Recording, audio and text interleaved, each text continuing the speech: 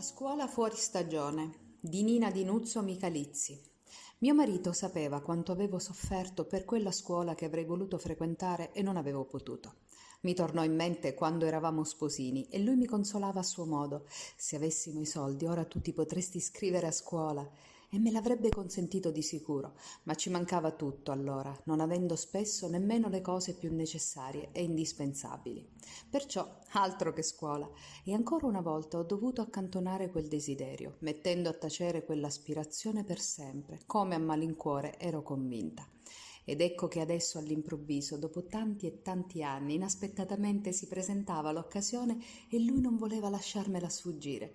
Certo, era completamente fuori stagione, avendo compiuto ben 63 anni. Eppure azzardai, seduta su quei banchi di scuola, i miei sentimenti si accavallavano, piangevo, ridevo e mi interrogavo. Stavo facendo una pazzia. Era giusto dire ai miei figli che non avrei più potuto accudire i nipotini. È vero che ormai erano cresciuti e non era indispensabile il mio aiuto, ma mi sembrava che stavo facendo comunque un torto a tutti, grandi e piccoli. E poi, che cosa avrebbero detto di questa mia novità? Il mio nipote più grande, che in quel periodo faceva il militare, è stato l'unico a manifestare perplessità. Tutti gli altri sono stati felici e contenti di quella decisione, facendomi sentire più serena e tranquilla per la scelta compiuta. Tardiva, è vero, ma tanto desiderata, come ben sapevano. La professoressa d'italiano, una persona di grande umiltà e immediata comunicativa, oltre che bravissima insegnante, appena mi vide mi disse, riferendosi al libro autobiografico che avevo pubblicato: «Signora, io ho letto il suo libro, anzi, l'ho letto 2 volte. Inoltre lo tengo sempre a portata di mano, perché ogni tanto vado a rileggere alcune pagine. È inutile dire che sono stata l'alunna più anziana e che i miei interessi non erano quelli degli altri alunni che erano lì perché speravano, con la licenza media ottenuta, di poter partecipare a qualche concorso e trovare così un posto di lavoro, il più umile purché fisso.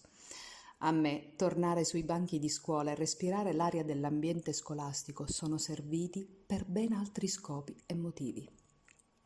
Intanto mi si è risvegliata con prepotenza quella curiosità assopita del sapere e del conoscere, anche se m'accorgevo che la mente non assimilava più come ai tempi delle elementari, e mi toccava spesso sollecitare i docenti a ripetere più volte le stesse nozioni per farmele entrare bene in testa, non più abituata com'ero allo sforzo dell'apprendimento e all'esercizio della memoria. Con mia grande soddisfazione, fra l'altro, ho avuto spiegata la Costituzione italiana, venendo a conoscere la sua importanza, che fino ad allora conoscevo vagamente.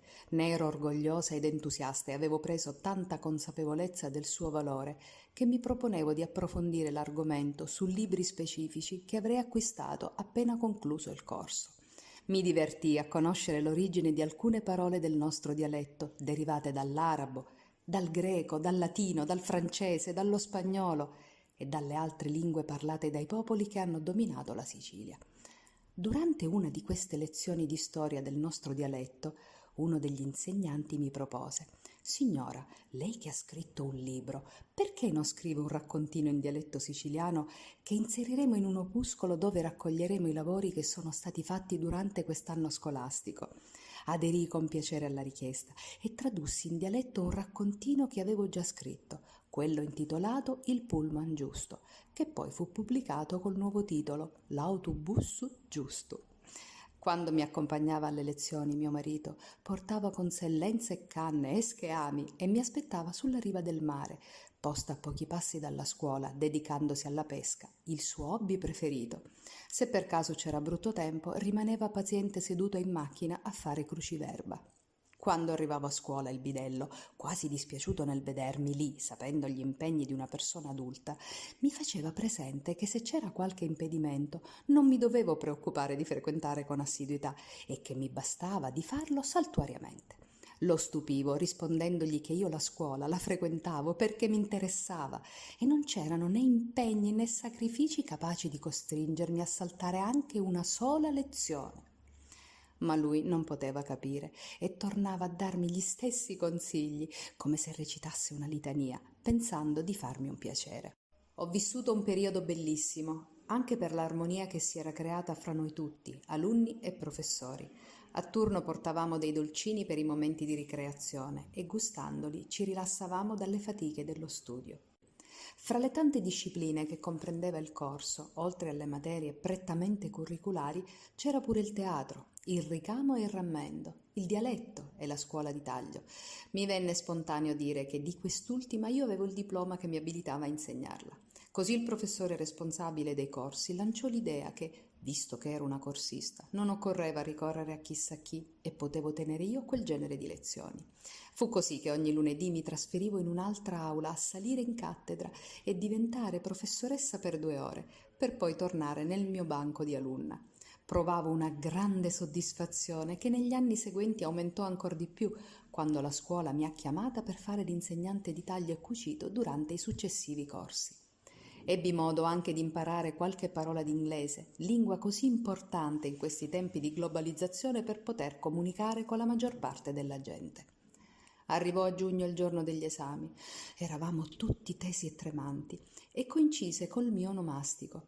I miei compagni mi fecero trovare un mazzo di rose rosa e la cosa mi fece oltremodo piacere, essendo un'ulteriore conferma che tutti mi rispettavano, soprattutto per la mia anzianità.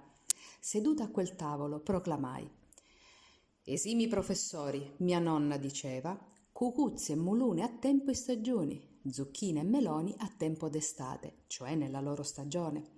Io qui sono completamente fuori stagione, siate comprensivi».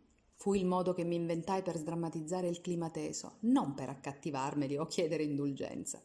Né intendevo raccomandarmi, non ce n'era bisogno, perché loro sapevano bene con chi avevano a che fare e che non eravamo più ragazzini. Quando sono usciti i quadri, con i risultati, ho provato l'ennesima gioia nel leggere «ottimo» e quel lusinghiero giudizio si riferiva a tutte le materie. Ora che è passato qualche anno, una cosa mi ha addolorata moltissimo: l'immatura di partita di 2 di quei miei compagni di scuola, Carmelina e Salvatore.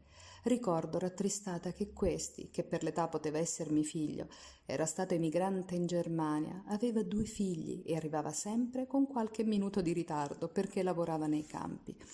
Io gli prestavo il mio quaderno così lui copiava quanto i professori avevano spiegato durante la sua assenza.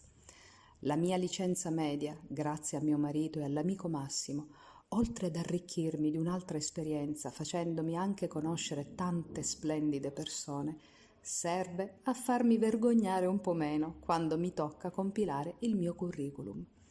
Prima, alla voce titolo di studio, dovevo segnare licenza elementare e non nascondo che mi sentivo in gran disagio a scrivere quelle 2 parole, come se lo scarso livello di istruzione che esse ufficialmente documentavano fosse stata mia colpa esclusiva. Adesso posso rispondere alla richiesta di quella voce licenza media, 2 parolette che mi fanno provare un po' meno imbarazzo e anzi un pizzico di comprensibile orgoglio.